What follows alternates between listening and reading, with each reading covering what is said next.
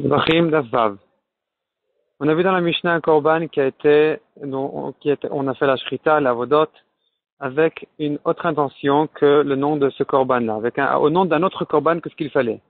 Ce korban-là est kasher, mais le propriétaire doit quand même, n'est pas quitte et doit quand même ramener le korban. La Gemara demande, est-ce que il est pardonné par le premier korban ou pas? La Gemara répond que, évidemment, qu'il n'est pas pardonné par le premier korban, malgré que le korban est kasher, il est simplement kasher, mais il ne pardonne pas les personnes, car si on dit que le premier fait déjà la kapara au propriétaire, au makriv, à quoi sert le deuxième korban? Donc, la svara est de dire que le premier korban est kasher, et qu'il est kasher puisque au début il a été réservé en son nom. Donc, même si maintenant il a eu un problème, on lui a changé le nom, il est quand même kasher, mais la kapara ne vient qu'avec le deuxième korban. Ensuite, la Gemara pose une question, et la Gemara raisonne autour de cette question jusqu'à la fin du daf. La question est la suivante. Un homme qui a réservé d'abord il faut introduire. Le korban ola, il est un korban qui n'est pas, en général, qui n'est pas chova, on n'est pas obligé de l'amener. Celui qui veut, il fait un vœu d'amener un korban ola. Le korban ola, il est mechaper sur toute mitzvah tassé que la personne elle n'a pas fait. Celui qui a annulé une mitzvah tassé, par exemple, il n'a pas mis les tefilines, par exemple, il a porté un habit de 4 coins sans titit, etc., etc. Il n'a pas mangé la matzah quand il faut, il n'a pas sonné du chauffard, il n'a pas pris le loulav, etc. Toutes les mitzvot assez. Il n'a pas donné la tzedaka à un pauvre. Donc, en amenant le korban ola, il est mitkaper, Hachem lui pardonne toutes ces fautes-là de bitul mitzvot assez. La question se pose, cet homme-là a réservé la bête comme korban ola. Donc, il a séparé du troupeau et il a réservé en tant que korban ola. Et puis, après qu'il est réservé comme ola, il a transgressé une mitzvah tassé. Est-ce que ce korban-là va pardonner ce bitul assez, cette avéra-là qu'il a transgressé assez, qui a été faite après la réservation du korban ola, oui ou non? La Gemara veut ramener une première preuve de la mitzvah Vesamach Yado. Vesamach veut dire il appuiera ses mains sur la tête du korban. Il faut appuyer ses mains de toutes ses forces sur la tête du korban. Si on l'a pas fait, il lui manque une kapara, mais il a quand même sa kapara. Que veut dire qu'il lui manque une kapara, mais qu'il a quand même sa kapara? La Gemara propose d'expliquer, de comprendre que il a une kapara sur sur la vérote qui a transgressé des mitzvot assez avant d'avoir réservé le korban, mais sur cette mitzvah assez même de faire la smicha, d'appuyer sa main sur le korban, qui est d'ailleurs une mitzvah assez, qui est aussi une mitzvah assez, sur cette propre mitzvah assez, il n'a pas de kapara, puisque cette mitzvah assez vient après la séparation du korban. Donc on voit de là une preuve que le korban n'est mechaper que sur des mitzvot assez qui ont été transgressées avant de l'avoir réservé, mais pas après l'avoir réservé. La Gemara repousse en disant de toute façon ce assez-là, le Vesamach Yado ne l'a transgressé qu'au moment de la shrita, puisque jusqu'à la shrita il peut dire encore je peux encore faire la mitzvah d'appuyer mes mains sur le korban. Et au moment de la shrita, à partir de la shrita, on n'a pas de safek évidemment qu'à partir du moment où il a fait la shrita du korban, il ne peut plus pardonner sur des mitzvot ased qu'il a transgressé après la shrita. Donc de toute façon, on ne pourrait pas expliquer cette braïta de la manière qu'on a voulu l'expliquer. Que veut dire donc que non, pardon, le premier théorie de la Gemara, c'est de dire effectivement, il n'est pas mitkaper il a la kapara sur sa vera qu'il a transgressé, mais il n'a pas la kapara sur le fait qu'il n'a pas appuyé ses mains sur la tête du korban. Mais cependant, on n'a pas d'ici une preuve pour notre safek, puisque ici, il s'agit d'une mitzvah tassé qui a été transgressée au moment de la shrita. Or, notre safek n'est pas sur les mitzvot tassé qui ont été transgressées à partir de la shrita, mais avant la shrita, après la séparation du korban vivant. Donc, on n'a pas de preuve de cette halakha-là à notre safek. Deuxièmement, répond la Gemara, on pourrait expliquer d'une autre manière encore la braïta de dire Que veut dire qu'il a une kapara mais il n'a pas de kapara? Ça veut dire qu'il est yoté du korban, il est quitte de son korban, il a une kapara générale sur sa faute, mais il lui manque dans la shlemut, dans la totalité de sa kapara. Donc il est yoté, il est quitte, mais c'est pas une mitzvah minamouchab. Deuxième preuve que la Gemara, donc on reste en safek en fait, à savoir, est-ce que une avera qui a été transgressée, une mitzvah qui a été transgressée après la séparation du korban, est-ce que le korban est mechaper sur cette avera-là, oui ou non? La Gemara amène une deuxième preuve, et la Gemara s'attarde sur cette deuxième preuve-là jusqu'à la fin du dars. Rabbi Shimon dit, les boucs qu'on amène à Shavuot en tant que korban, khatat, ils viennent être mechaper, ils viennent pardonner sur toutes les fautes de Touma, un tamé qui est entré au Mikdash ou un tamé qui a mangé du korban. Mais pourquoi y a-t-il besoin de deux boucs?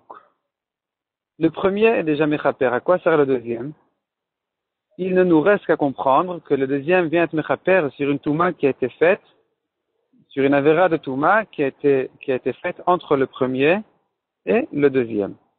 Or, la Gemara comprend que les korbanot, les deux boucs de Shavuot sont réservés déjà depuis la veille du Chag. Ils sont réservés déjà depuis la veille du Chag. Donc, comment comprendre que le deuxième korban est mechaper sur les avérotes qui ont été faites après le premier korban? Et le deuxième a déjà été réservé. Donc, on voit de là que malgré que le deuxième korban a déjà été réservé et sanctifié pour sa destination, il est quand même mechaper sur les tumot qui sont faites après. La Gemara repousse en disant que on n'est pas obligé de comprendre comme ça, on peut dire que non, que le korban, le deuxième korban, il vient pour pardonner les fautes qui ont été faites. D'abord, on pourrait dire qu'il a séparé les deux boucs un après l'autre, et donc le deuxième, on a besoin du deuxième pour être mechaper sur les tumot qui se sont passés entre la première séparation et la deuxième. Et puis la Gemara ajoute encore, bon ça c'est Dochak, la Gemara ajoute encore qu'on pourrait dire que le Bedin a l'intention de réserver le deuxième bouc que après la shrita du premier, c'est que juste avant lui faire sa shrita à lui-même. Donc pendant le Chag déjà, c'est-à-dire avant le Chag on le met de côté, mais on a l'intention qu'il soit réservé à son korban que juste avant qu'on le sacrifie. Et donc toutes les tumot qui se passent depuis la séparation du premier bouc, qui peut avoir lieu même avant le Chag, jusqu'à le moment un instant avant la shrita du deuxième, eh bien toutes ces tumot-là sont pardonnées avec le deuxième. La Gemara repousse cette explication en disant que Rabbi Shimon, qui est d'ailleurs celui qui parle ici dans la Braïta, n'est pas d'accord, ne tient pas cette idée-là, cette svara de dire que le Bedin a l'intention, etc., que le korban ne soit réservé que à condition et que à ce moment-là, etc. Donc Rabbi Shimon n'a pas cette svarot-là. Et donc à partir du moment où le korban était réservé avant le Chag, il est déjà réservé à sa destination. Donc on ne peut plus dire que le Bedin a l'intention que ce korban ne soit séparé qu'un instant avant sa akrava. Deuxièmement, repousse la Gemara cette explication d'une deuxième manière, qui en ramenant le safek de Rabbi Yirmiya selon Rabbi Shimon, a priori c'est donc selon Rabbi Shimon, que Rabbi Yirmiya dit quel est le din dans un cas où on a reçu le sang des deux boucs en même temps. À quoi sert le deuxième? Et ça c'est le safek de Rabbi Yirmiya, et Rabbi Zera lui dit, eh bien le deuxième sert à pardonner les tumot qui ont eu lieu entre la zrika, l'aspersion du premier sang, et celle du deuxième, du sang du deuxième bouc. Donc on voit que même le safek de Rabbi Yirmiya était bien après la shrita. Était d'ailleurs, donc le safek de Rabbi Yirmiya s'est étonné, et puisqu'on a fait la shrita ensemble des deux boucs, à quoi sert le deuxième? C'est là où Rabbi Yirmiya se doutait, est-ce que même ici on dirait que le deuxième peut encore être mechaper sur des fautes de Touma qui ont eu lieu après même sa shrita, avant sa zrika? Et Rabbi Zera lui a répondu que oui. Mais Rabbi Yirmiyah n'a pas de doute, a priori, que le deuxième korban, jusqu'à sa shrita, il est encore mechaper sur toutes les nouvelles avérotes qui ont eu lieu jusqu'à sa shrita. Donc on voit de là que Rabbi Yirmiyah pense que même après sa séparation, il est encore mechaper sur des nouvelles avérotes. Donc de là, on retrouve la preuve initiale qu'on avait à notre safek, à savoir est-ce que le korban après sa séparation est encore mechaper sur les avérotes qui ont eu lieu après sa séparation. Donc est-ce que le korban est mechaper sur les avérotes qui ont eu lieu après sa séparation, sa réservation ou pas. De là on voit que Rabbi Yirmiyah a compris que oui, c'est mechaper, mais à partir de la shrita, déjà Rabbi Yirmiyah s'est étonné comment comprendre qu'il est encore mechaper sur des avérotes qui ont eu lieu après sa shrita.